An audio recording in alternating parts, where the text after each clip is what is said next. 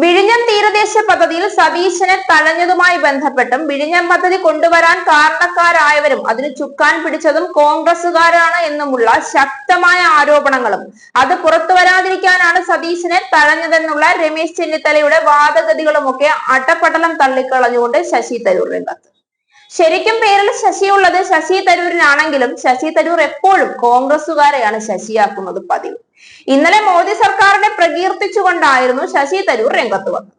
അതിനു തന്നെ കോൺഗ്രസ് നേതൃത്വം ശശി തരൂരിനെ പഞ്ഞിക്കിടാൻ ഒരുങ്ങിയിരിക്കുമ്പോഴാണ് നേരം പുലരും മുമ്പ് പിണറായി വിജയന്റെ തീരദേശ പദ്ധതിയെ അഭിനന്ദിച്ചുകൊണ്ട്, തീരദേശ നിവാസികൾക്ക് തൊഴിൽ കൊടുത്തതിനെ അഭിനന്ദിച്ചുകൊണ്ട് ഈ പദ്ധതി നിർത്തലാക്കാൻ വേണ്ടി പ്രവർത്തിച്ച കോൺഗ്രസുകാരുടെ നടപടി തെറ്റായി പോയി എന്ന് ഉറക്കെ പ്രഖ്യാപിച്ചുകൊണ്ട്, ഞാൻ അതിനെ അനുകൂലിച്ചിട്ടില്ല എന്ന് ഉറപ്പിച്ചു പറഞ്ഞുകൊണ്ട് ശശി തരൂർ വീണ്ടും രംഗത്ത് വന്നു. ഇല്ലാത്തത് പറഞ്ഞു പരത്തി എങ്ങനെയെങ്കിലും പിണറായിയെ പിടിച്ചു താഴെ ഇറക്കിയിട്ട് വേണം രമേശ് ചെന്നിത്തലയ്ക്കും സതീശനും ആ മുഖ്യമന്ത്രി കസേരയിൽ ഒന്ന് അമർന്നിരുന്ന് മോഹം തീർക്കാൻ.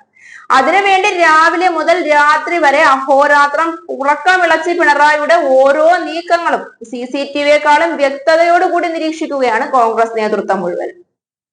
അതിനിടയിലാണ് അവരുടെയൊക്കെ വാദഗതികളുടെ മൂനെ ഓടിച്ചുകൊണ്ട് ശശി തരൂർ നിങ്ങൾക്കൊന്നും വേറെ പണിയില്ലേ എന്ന ചോദ്യം ഉന്നയിച്ചെത്തുന്നത്.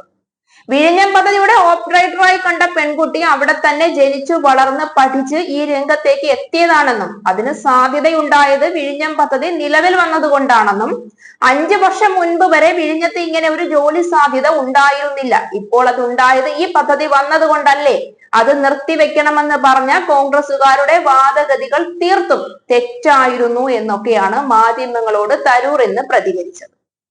ദിവ്യ എസ് അയ്യർ KK രാഗേഷിന് അഭിനന്ദനങ്ങൾ അറിയിച്ചപ്പോൾ അത് കോൺഗ്രസ് പാളയത്തിൽ നിന്നുകൊണ്ട് ഒരു കോൺഗ്രസുകാരന്റെ ഭാര്യ ഇടതുപക്ഷ അനുഭാവി എന്ന തരത്തിൽ ഇടതുപക്ഷ പ്രവർത്തകനെ പ്രകീർത്തിക്കേണ്ട, അത് തെറ്റ്.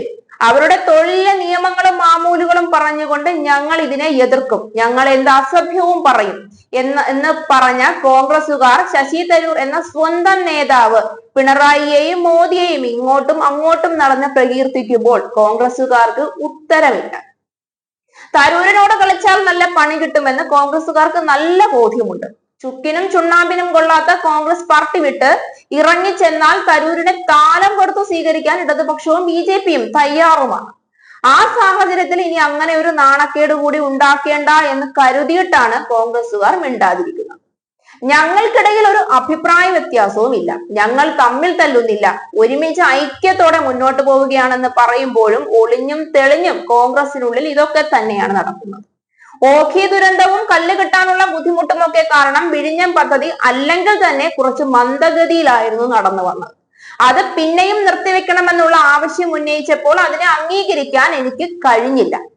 ആ ഒരു കാര്യത്തിൽ കോൺഗ്രസുകാരുടെ ഒരു വാദഗതികളോടും താൻ യോജിച്ചിട്ടില്ല എന്നാണ് തരൂർ മാധ്യമങ്ങളോട് വെളിപ്പെടുത്തിയത്. വിഴിഞ്ഞം തുറമുഖം കണ്ട് അത്ഭുതപ്പെട്ടു പോയി എന്നും 21ാം നൂറ്റാണ്ടിലെ ഏതോ വലിയ സിനിമ കാണുന്നത് പോലെ അത്രയും കറതീർത്ത നിർമ്മാണ പ്രവർത്തനമാണ് അവിടെ നടന്നത് എന്നുമാണ് തരൂർ പറഞ്ഞത്. സാധാരണ ജനങ്ങളെ വഴിയാധാരമാക്കുന്ന, അവർക്ക് നഷ്ടമുണ്ടാക്കുന്ന തരത്തിലുള്ള തീരുമാനങ്ങൾ ഉണ്ടാകരുത്, അവർക്ക് വിഴിഞ്ഞം പദ്ധതി കൊണ്ട് ഗുണമുണ്ടാവുകയും അത് അവരുടെ കൂടി നേട്ടമാവുകയും ചെയ്യണമെന്ന് മുഖ്യമന്ത്രിയെ കണ്ട് താൻ അഭ്യർത്ഥിച്ചിരുന്നു എന്നും അത് അതേപോലെ നടപ്പിലാക്കിയ മുഖ്യമന്ത്രിയുടെ മികവിനെയും തരൂർ ഈ അവസരത്തിൽ പുകഴ്ത്തുന്നുണ്ട്. വിഴിഞ്ഞം തീരദേശവാസികളുടെ ജീവിതം തന്നെയാകെ മാറി മറിഞ്ഞു എന്ന് വളരെ സന്തോഷത്തോടു കൂടിയാണ് മാധ്യമങ്ങളോട് തരൂർ ഈ പദ്ധതിയെ പ്രശംസിച്ചുകൊണ്ട് പറയുന്നത്. ഇനി സതീശൻ ഇതൊക്കെ മാറി നിന്ന് കണ്ട് കരയാം. പരിപാടിയുടെ 7 അയലത്ത് പോലും അടുക്കാനും സതീശന് പറ്റില്ല. തോളിൽ കൈയിട്ട് നടന്നവർ തന്നെ ചിരിച്ചുകൊണ്ട് കഴുത്തിറക്കുമ്പോൾ സതീശനും ചെന്നിത്തലയും ഒക്കെ ഇനി ആരെ കുറ്റം പറയുമെന്ന് കണ്ടറിയണം. തരൂരിനും ഇനി പിണറായി പ്രാതലും ഉച്ചയൂണും കൊടുത്തു എന്ന് പറയുമോ എന്നും അറിയില്ല.